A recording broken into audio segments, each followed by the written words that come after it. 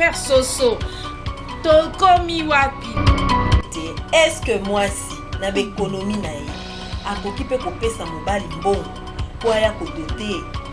Alors monsieur Papi pour être en mesure de faire quel travail dans la vie? Voilà les raisons. Parce que la plupart des gens, ils parlent, mais ils ne savent pas quelles sont les véritables raisons.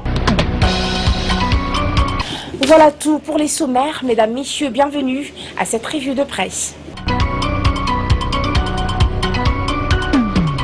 L'objectif de tous les Congolais aujourd'hui, au-delà du Front citoyen, est-ce que le Front citoyen a décidé de canaliser comme aspiration, c'est de demander aux tenants du pouvoir de s'en tenir à la Constitution de la République, notamment en ce qui concerne le mandat du président de la République, qui est une des dispositions intangibles de la Constitution et par ailleurs irrévisibles lorsque on regarde l'article 220 de la Constitution.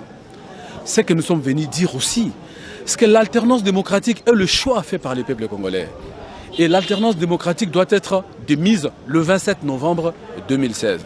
C'est aussi ce que nous sommes venus dire. Demandant au chef de l'État d'user de ses prérogatives constitutionnelles. Article 69 et article 74 de la Constitution. Serment du président devant Dieu et la nation de faire respecter la Constitution. C'est ce que nous sommes venus faire.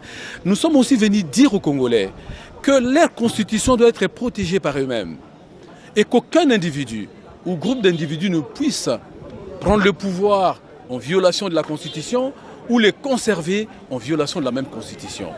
Donc le peuple doit se mobiliser face à toute tentative de modification de celle-ci, face à toute tentative de glissement, face aussi à toute tentative de réduction de l'espace démocratique pour que la postérité puisse vivre un pays où il fait beau vivre. Qu'est-ce que nous disons en définitive? Qu'il n'y a pas de paix sans respect de la Constitution. Et donc il n'y a pas de développement sans paix, alors qu'il n'y a pas de paix sans respect de l'état de droit. Et il n'y a pas d'état de droit sans respect de la Constitution et loi de la République.